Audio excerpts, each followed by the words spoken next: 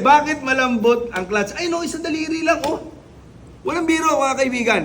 Ang dami kong mga big bike na nasakyan. May iba matigas, meron medyo matigas, medyo sobrang tigas meron. Ikaw ba, anong gusto mo? Yung sobrang tigas? Ay, syempre, malambot, sir. Ay, malambot sa'yo? Sa akin, matigas eh. Bakit, sir? Hawakan mo. Hawakan mo. Malambot, di ba? Ganyan yung sa'yo.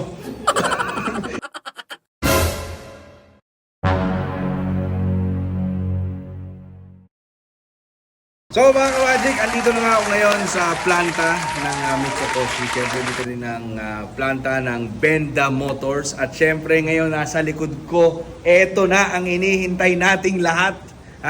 Eto na, malapit na pong i-release. Eto na ang Benda Napoleon 500 at ang Chinchilla 500. Okay? So ngayon para ibigay ko sa inyo kung anong detalye nitong dalawang magandang motor na to, syempre kailangan kong tawagin ang mga taga-Benda mismo. Isa to sa bumuo ng motor na to dito sa planta. So ito syempre, eksperto to. Kung lahat ng tanong ko, kaya niya sagutin. Tawagin natin si Carl. Carl, halika rito. Halika rito.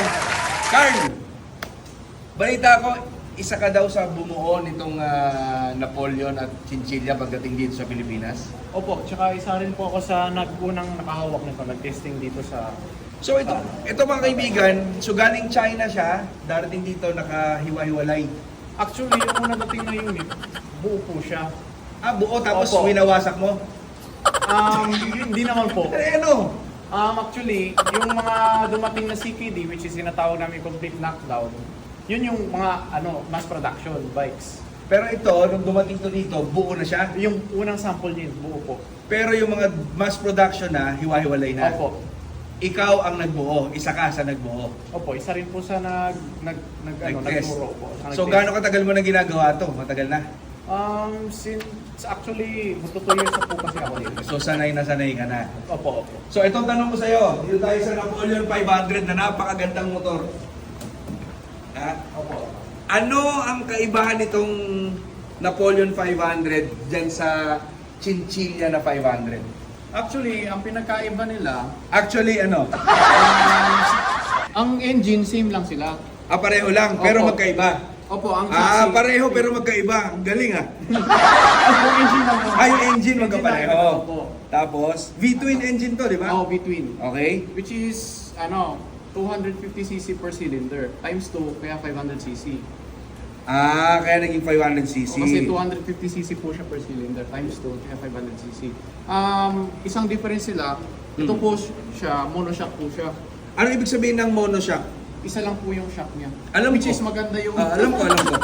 Tinetest ko lang kung talagang alam mo. Hindi. Opo. Monoshock, mga kaibigan, ibig sabihin ng monoshock, isa lang. Oo, kaya tinawag na mono. Pero yung ride nito, okay naman? Mas maganda po ang monoshock, lalo na sa mga rocks sa magandang suspension, mas maganda ang laro niya kumpara sa windshield.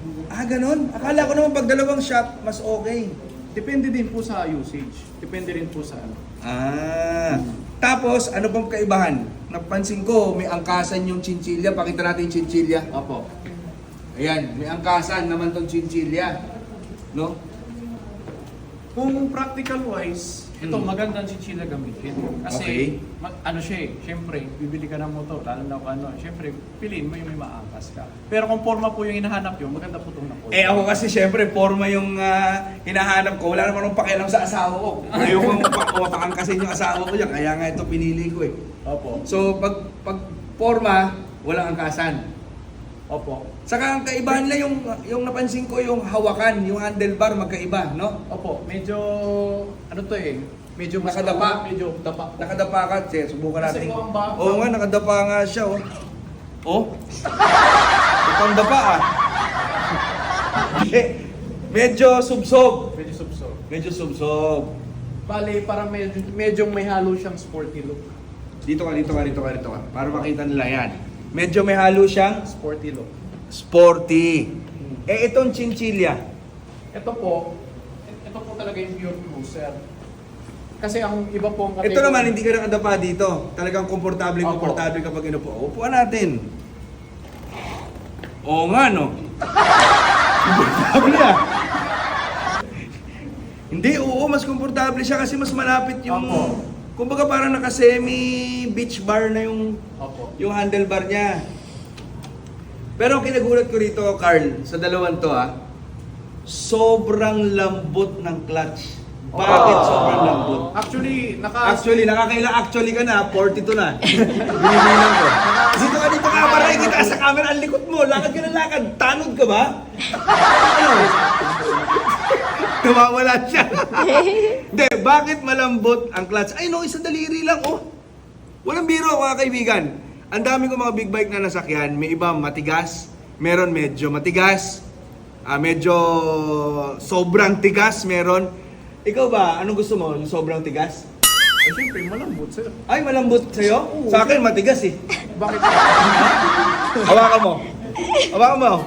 Malambot, di ba? Ganyan yung sa'yo.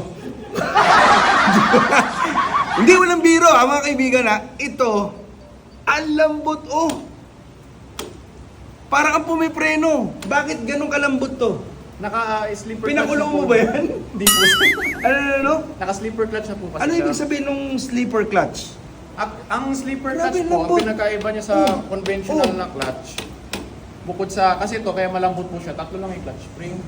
Tatlo. Opo, ang conventional clutch usually Yun tayo. 4 to Oh. 6 yung 4 to 6 yung clutch spring niya. 4 to 6 clutch spring. Opo. So pag tatlo lang clutch spring, malambot talaga. Opo. Pero okay din yung ganon. Okay din po kasi syempre mas comfortable rin po sa rider. Ano ka pa kahit nga dali? Oh! Ba't ganun kalambot to? Tsaka advantage po sa pinakaiba ng conventional clutch kumpara mo sa slipper clutch. Mm. Pag conventional clutch, halimbawa masobrahan ka, matulin ka, nag-downshift ka ng 2 beses. Oo. Syempre lalakas yung engine. Hindi siya maglalak pag slipper clutch. Hindi magsiskid. Hindi mag-skid. Bali controlled palagi yung engine braking niya. Grabe, ang dami alam nito. No? Tatay mo ba si Einstein? Ang talino nito. Hindi, yung mga kaibigan, ito na nga. So, malapit nang i-release ang Benda Napoleon at Benda Chinchilla dito sa Philippine market. So, abangan nyo na. So, ako sobrang excited na ako dahil syempre, ito ang napunta sa akin. Ito ang pinili ko dahil mas gusto ko nga makatikim naman ng bobber type. So, ito yung Napoleon na mapupunta sa akin. Itong Chinchilla, sa'yo na yan. So, mga kaibigan, abangan nyo, tandaan nyo lang yung pangalan, Benda Motors, okay? Benda Motors, kahit i-search nyo na sa YouTube, ang dami ng magagandang review. Benda Napoleon 500 at saka Benda Chinchilla 500. Yan, abangan nyo yan. Patay ito. Pag lumabas tong dalawa na to, ang daming kakainin ibang brand. Ang ganda, walang biro. So, itsura pa lang. Di ba? Ano masabi mo? Oo nga pala, saka thank you at maraming salamat sa suporta Hindi mo na ng Mitsukoshi. Last word, Carl, para sa mga nanonood ngayon, yung mga mahilig sa motor, baka pwede mo silang sabihin na itong bilhin. Bakit kailangan itong bilhin nila? Nga pala, siyempre, mga kaibigan, sige Carl, sabihin mo. Sabihin mo na. Sa ano po, Sige, sabihin mo. sa itsura at saka performance, di po kayo Yes. mapapahiya dito sa Benda. Correct. At talagang in-R&D namin to, testing namin. Ano ibig sabihin ng R&D? Research and development. Alam ko. Tuloy. Sir, pati maputi na, no? Alam niyo po. Oh, Hindi, Carl, basta maraming salamat. Totoo yung sinabi niya. Sobrang maporma nga itong motor na to. Sobrang forma. Ito yung tipong motor na hindi mo na kailangang i-set up. Tingnan mo yung itsura. Tingnan mo yung side view. Tingnan mo yung itsura. Set upan mo ko ba yung aganda, ganyan yung itsura ng kaganda na motor? Parang naka-set up na. Oh, yan oh. Di ba? Oh. Tingnan mo yung itsura. Oh, pogi. Di ba? Oh.